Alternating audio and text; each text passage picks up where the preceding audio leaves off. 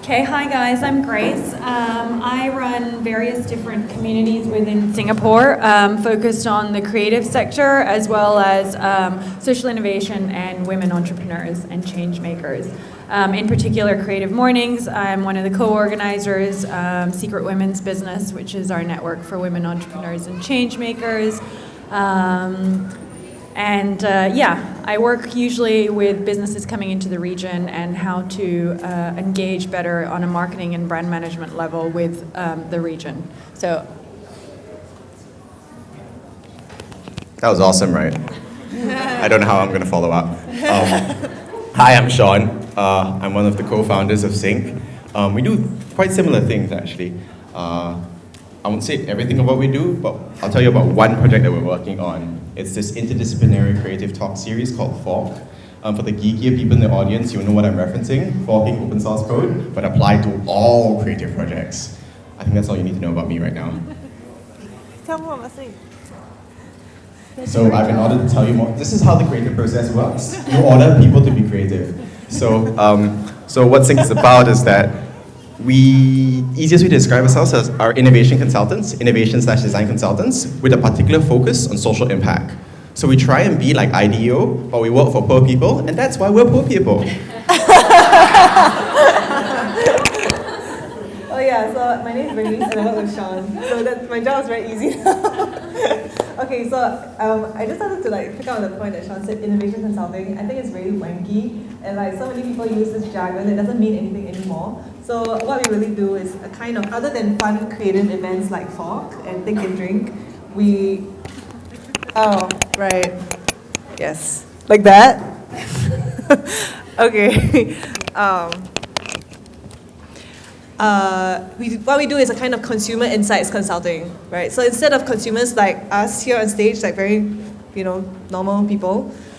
Instead of consumers like us, it's the people we serve are those on the margins whose needs are not met by mainstream products, mainstream services, and mainstream policy, right? So often we'll engage with government agencies to identify the needs of, say, low-income people or single moms or other people whose needs are not met.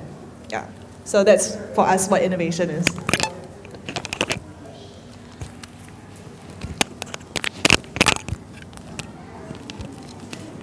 So everyone is here today to know how to be more creative. So, were you always creative when you were growing up? I don't think so. I used to like to pretend I was creative. I would draw every now and then, but I was really good at copying, stencil, that sort of stuff. But I would say in the way that I thought, yes, perhaps, versus actually being like a creative in doing. But in my mindset, I think I was always looking at ways that I could connect the dots, ways that I could always either make money out of someone else or my parents or things like that. So I was always looking for loopholes, and I think it's more of a mindset than an actual doing. So yeah. System. But sorry, was I always creative? I think the word I would use, that story aside, is that I was always curious. So I never really thought of myself, I am a creative person, especially because I was so uncool. But I was always very geeky in the sense that I always ask why. Why does this work?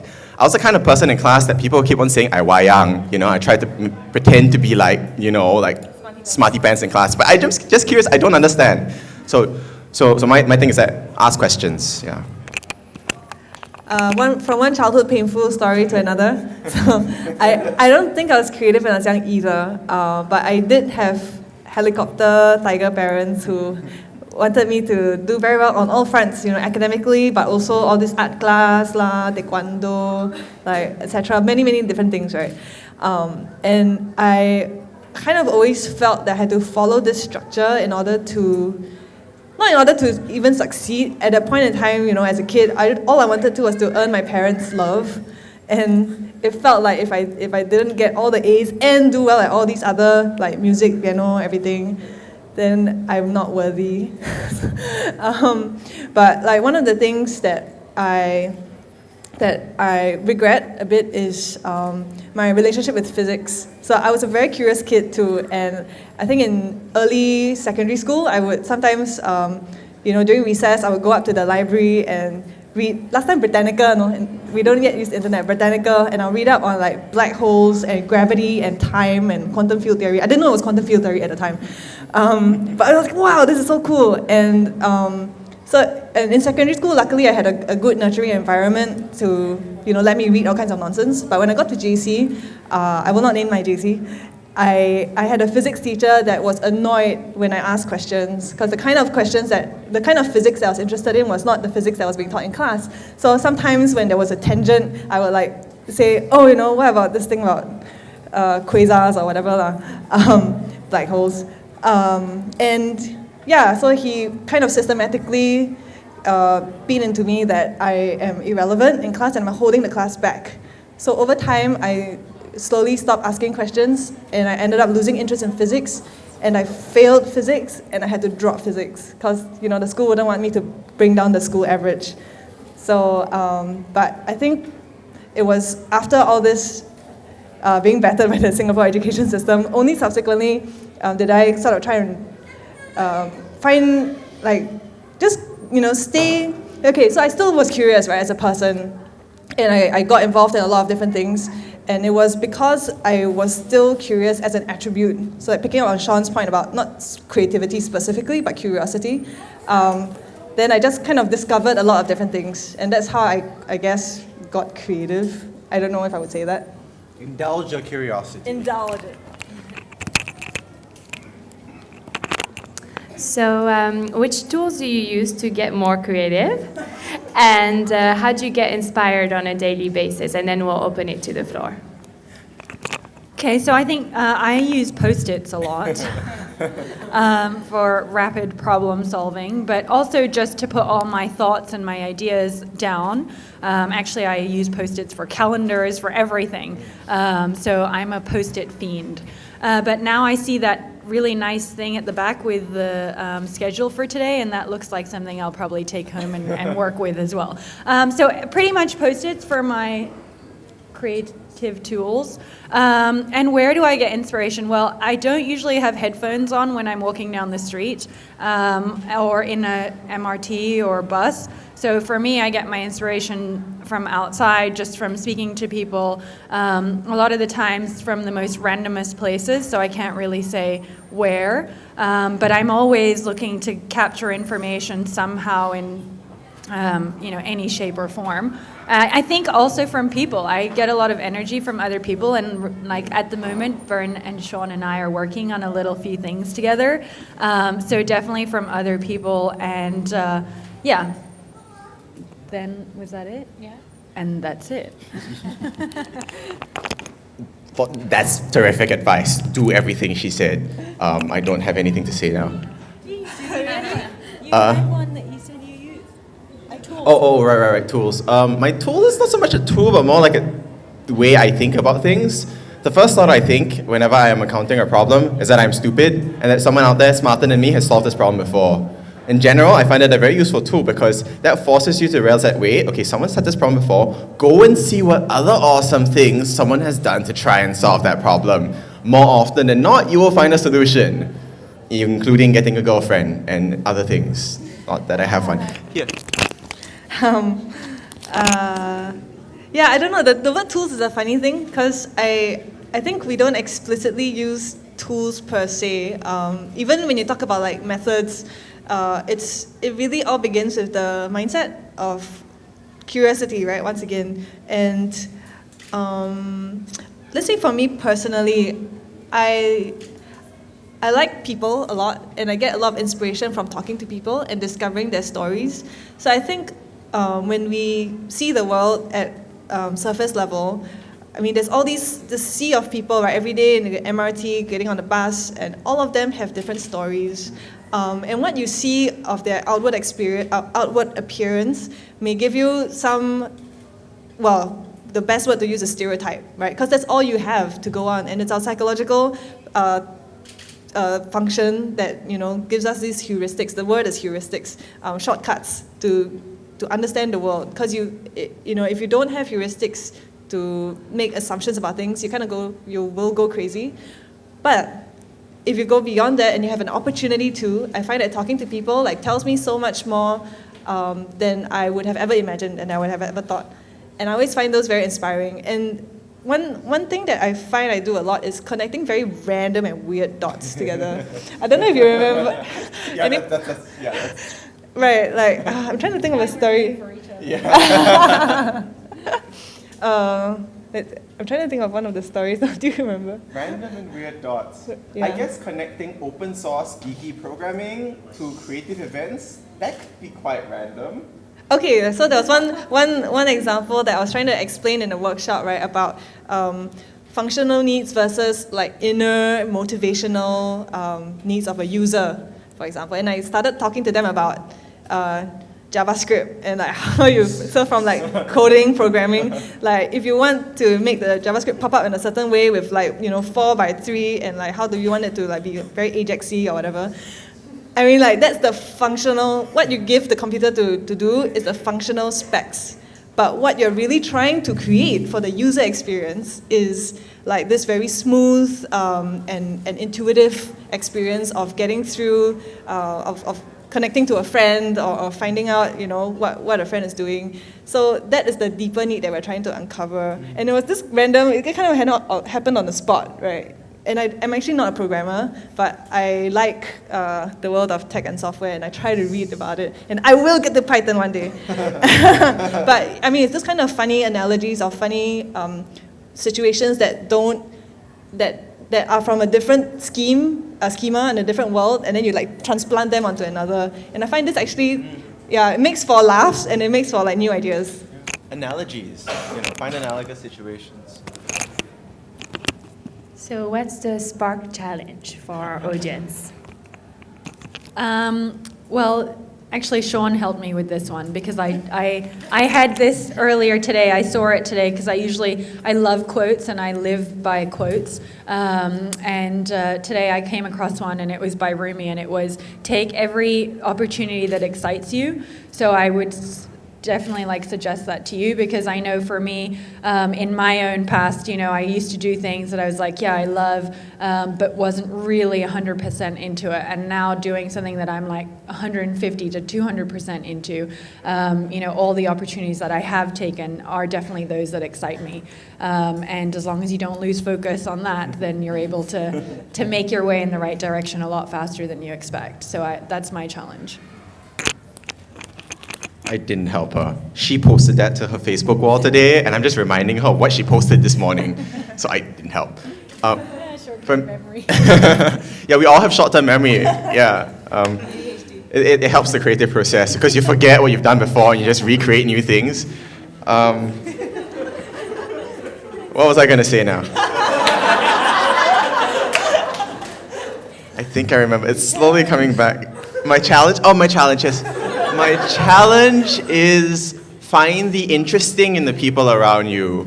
Everyone is interesting in some way, some more than others, admittedly, but find all the screwballs and oddballs around you. And my challenge is, I think, is it a 30-day challenge? Yeah. It's a 30-day? Okay, my 30-day challenge is, for the next 30 days, right, every day, find someone really interesting to talk to. It may be find that interesting in someone or find an interesting someone, And those stories are... New person, right? One new person, not one person that you interview over and over again. No. So go.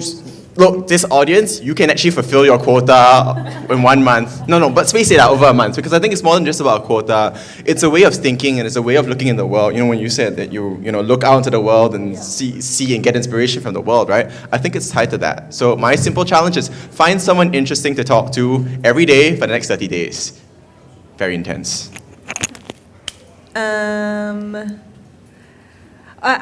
I really like the movie Amelie. And what I like about it is that she is this little pixie and she goes around and the sights and the sounds and the smells and everything that she touches and feels is a new delight. So my challenge to you is to be like Amelie for 30 days and find the delight in small, random, otherwise mundane things.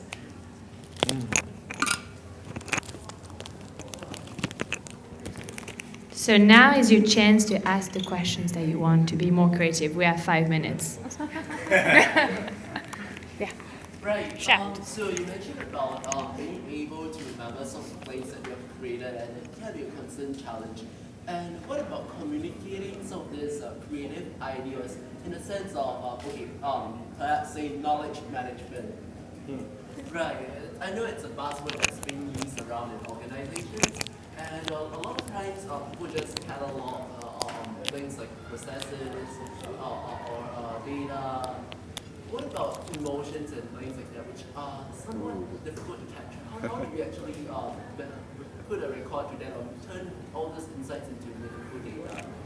I would say visually. I mean, right now, just as an example, on the left there, that Bernie and Georgina have done the last day, I think capturing all of that on visual, especially for many creatives, or for me, visually helps a lot. And the more you see it, the more you sort of embrace it, right? And then other people as well. But and I know in some offices, people do have visual drawings for their staff to feel the culture and breathe the culture and live the culture. We can talk more about this, but Post-its. Yeah. I use a lot of Post-its. I also use Evernote, but I find that my problem with Evernote is that I dump a lot of information inside it, but not a lot of the information comes back to me. Yeah. And I talked about this to a friend yesterday, so if you want to work on an app, come talk to me later. So the question is, how do you capture... How do you capture data which is beyond the numbers? Oh, emotion. Oh. Sound wave. The waves. There's like that new thing called Melon on Kickstarter. What? Melon on Kickstarter, wow. Melon. It measures your focus, and it's a headband. Wow. Maybe something like that in future. Well, It's not about dashboards, I think. I think this actually speaks to a part of cognitive science that is about understanding how emotion is experienced and also how memory works. So I would say for something as like multi-sensorial as this, you also try to engage it in your brain, right? So whatever it is that has the different forms of media, visual, sound, smell even, and touch.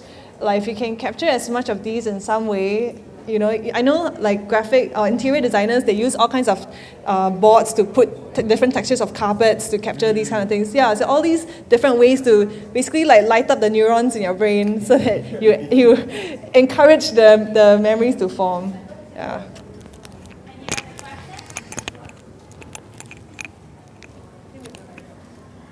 Oh, James is 2 minutes. Did he say to me? He's holding it. 2 more minutes. Yeah. Actually, a very simple question. When you say you are in innovation consulting, what do you really do? I don't know. I spend my fee trying to justify that to someone. Actually, you should ask her.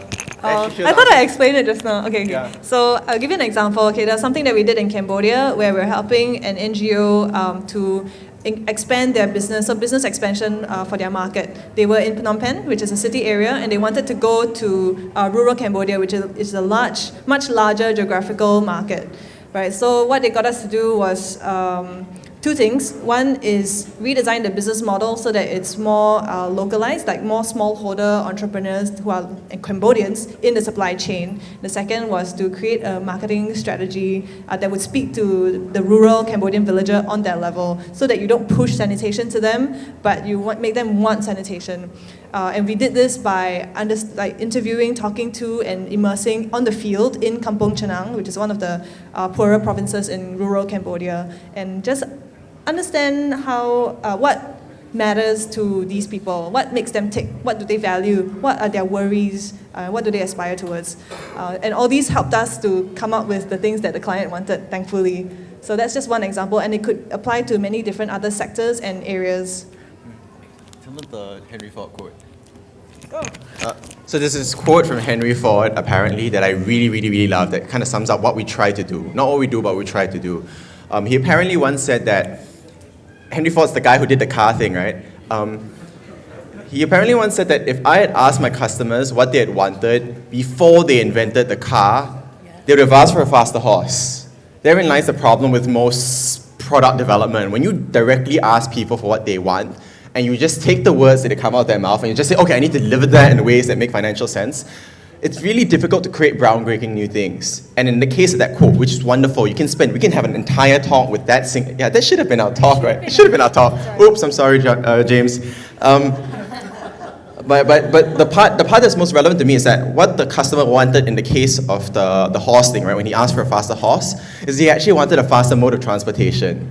But how many people do you actually see who articulate things in that sense? So what we try and do in our work is we try and listen to the things that are not said or the things that are left unsaid. Yeah. Especially in some cases when you're trying to create things that don't yet exist or don't exist in the context that it is in now. Customers may not have the vocabulary for it because they haven't imagined that future yet. Yep. So your job as the designer or as the researcher or as the inventor is to distill what they're saying and then identify the needs, and then you find that solution that meets that. Yep. One last question. Can you share an example? Why don't we talk about the tools though? Let's talk about us later. Yeah, more creativity. We'll talk about that later. Yeah. Any last questions? Yeah, she just gave it. Yep. Where do you draw the line between, or if there's even a line between craziness and creativity? There is no line. I think it depends on each person. I think it depends on the person and what you want and where your bigger vision lies, right? Because craziness is pretty good too sometimes, as long as you can make something out of it, right? So like you're not just crazy but not doing anything. If you're crazy and you're doing something, then that's awesome.